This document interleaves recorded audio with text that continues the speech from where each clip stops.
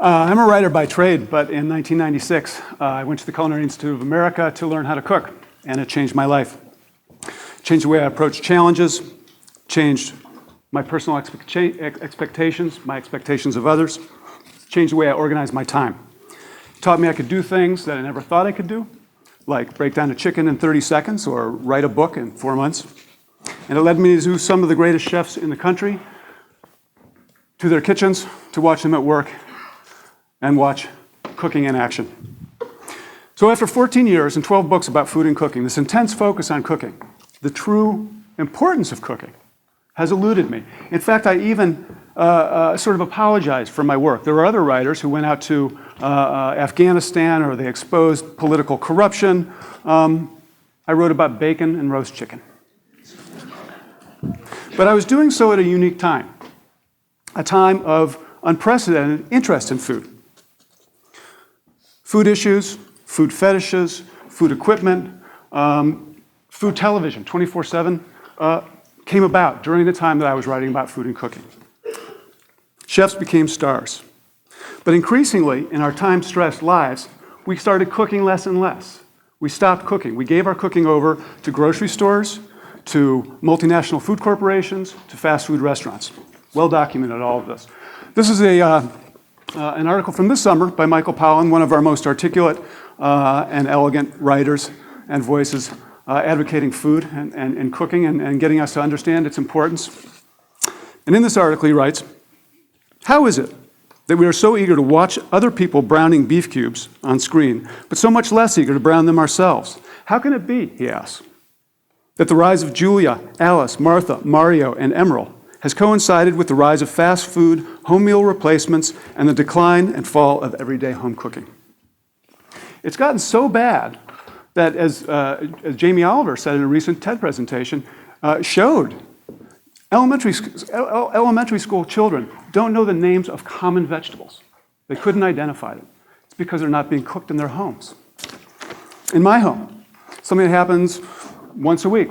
14-year-old daughter rises, comes downstairs, 2 p.m., opens the refrigerator, stares at it, looks at it, stares at it, and then says, "Why don't we ever have any food?" And I say, "Sweetie, the fridge is packed." She says, "But it's all raw." Raw is not food. Cooked is food. It's surreal. But I didn't really understand the import of it, of what she said and what was happening, till I read a book that was published this spring by a Harvard biological anthropologist named Richard Wrangham, a book called Catching Fire: How Cooking Made Us Human. Writers, philosophers, anthropologists have long noted that we are the only animals that cook. Boswell said it, we are the cooking animal. Brillat-Savarin, Darwin, Claude Lévi-Strauss all noted how fundamental cooking is to our nature. But Wrangham is the first to offer a biological theory that cooking was not simply something we began to do as we evolved. He argues that cooking our food was the mechanism responsible for our early ancestors' jump to Homo erectus and then Homo sapiens. That the eating of cooked food is the missing link, that it changed our bodies and it changed our society. It's a theory based on energy, on calories. Before cooking, we had to spend enormous amounts of energy chewing enough food to get the calories we needed to get by. Some apes spend up to 6 hours a day chewing their food. Even the raw meat of wild animals would have been difficult to consume raw. Once we started cooking, we could consume more calories in less time than ever before. And this extra energy led directly to better health and bigger brains. The extra energy gave the first cooks biological advantages, he writes. They survived and reproduced better than before. Their genes spread. As we adapted to cooked food, there were changes in anatomy, physiology, ecology, life history, psychology, and society. We should indeed pin our humanity on cooks. Our guts and teeth shrank, and our brains grew. We got smarter, but even more remarkable things began to happen. Our behavior changed. No longer would we be able to eat our food upon finding it. If we wanted the advantages of cooked food, we'd have to bring it somewhere else. We'd have to start doing something no other vertebrate did then or does now: share our food. We'd have to share it not only with our family, but with other members of our tribe. Because cooking requires work and time, we'd also have to share the labor of cooking. So it's not simply meat eating that sparks evolution. Only once we start cooking does a hunter-gatherer society become viable.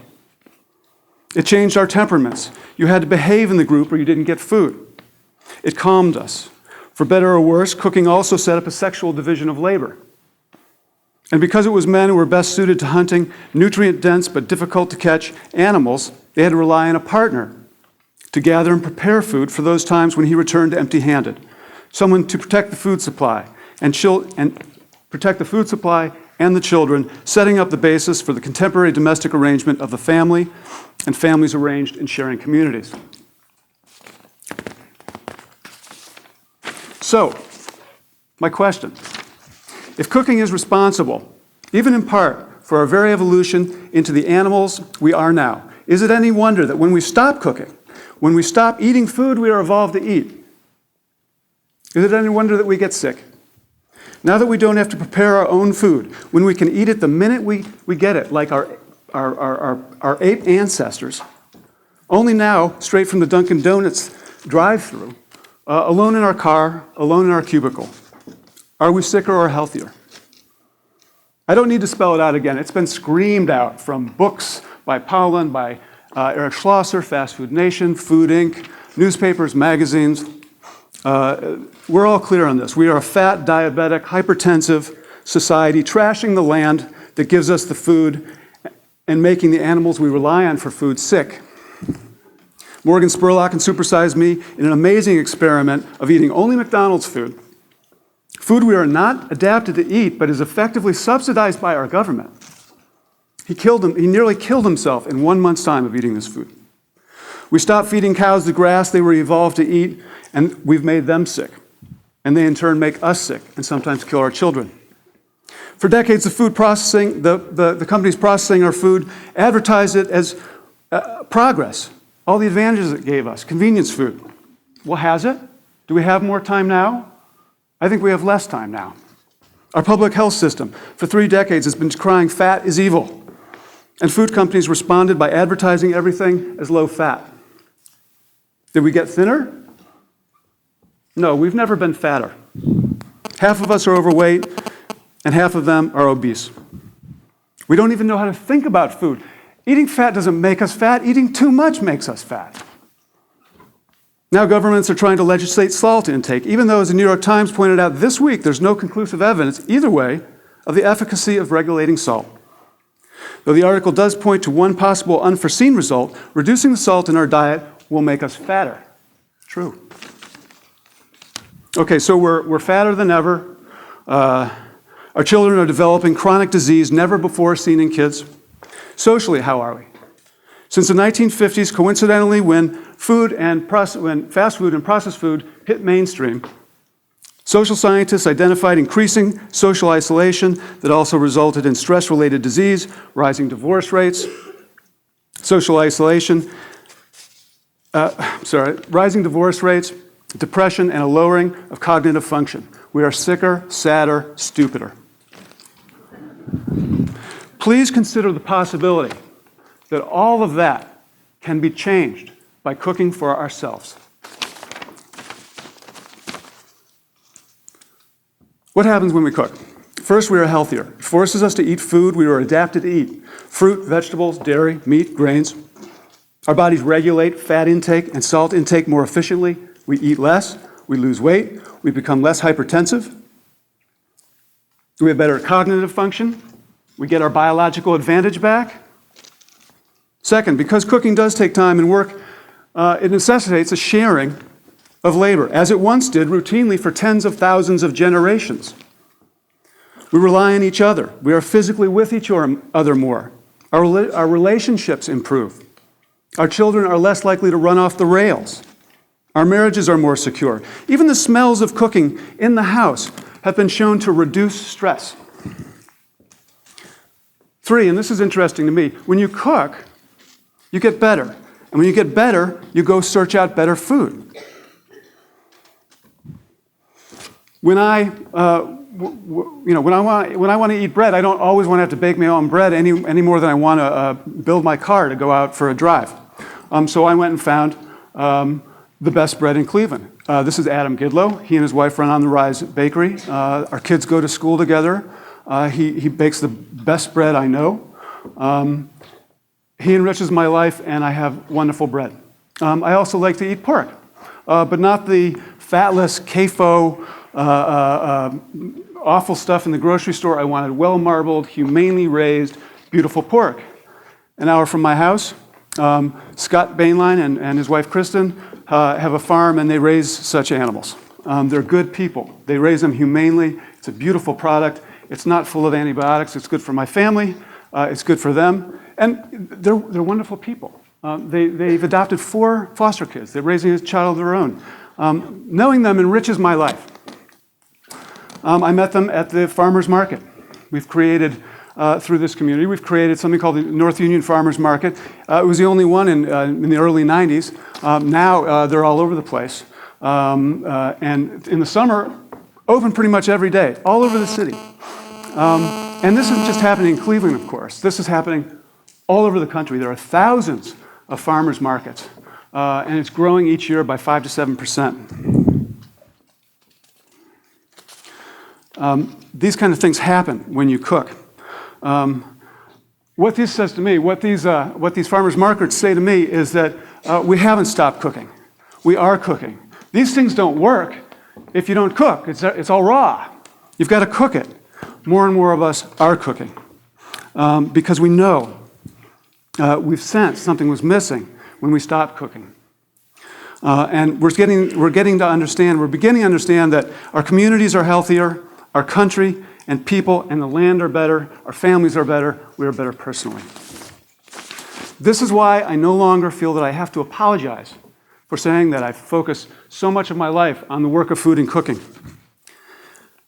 It's really important. I'm asking you to consider the possibility that cooking is far more important than any of us ever realized. Don't view cooking as a luxury or a hobby or something that you do if only you had more time. Think of it as an imperative. Make the time, or help your partner or your kids or your parents. Help them find the time. I'm not saying everybody has to cook. That would be ridiculous and inefficient. A lot of people just don't like to cook, and that's fine. Just one person per group needs to be cooking. Food historian Michael Simons, I think, said it very well. If we are not cooks, we do not last. Some of our country's most urgent problems can be alleviated, if not turned around, by cooking for ourselves. The evidence of what happens when we don't cook is all around us, and it's scary. We can change it. We don't have to wait for the Senate to legislate anything, and we don't have to wait for the government to regulate the food industry. Don't expect Big Ag and the multinational food corps to start caring about you and your family, because they never will. But that doesn't matter. The world is shaped by how we grow, gather, and prepare food. We change the world by where we put our dollars. When you buy crappy food that's been cooked for you in a factory, you're asking for more of it. When you buy good food you need to cook, you are asking for more of it. If more and more of our 300 million people start putting their money toward food that needs to be cooked, a lot of things change. You know what my silver bullet is for the big food companies? Perhaps the silver bullet for our urgent health care, some of which were mentioned today. Not to mention our own self-imposed stress. Who knows, maybe even it will help our divorce rate and our social isolation. Simple as that. It's really simple. Cooking helped transform our species, and it continues to shape it in vitally important ways. Don't underestimate how powerful the routine act of cooking can be. Thank you.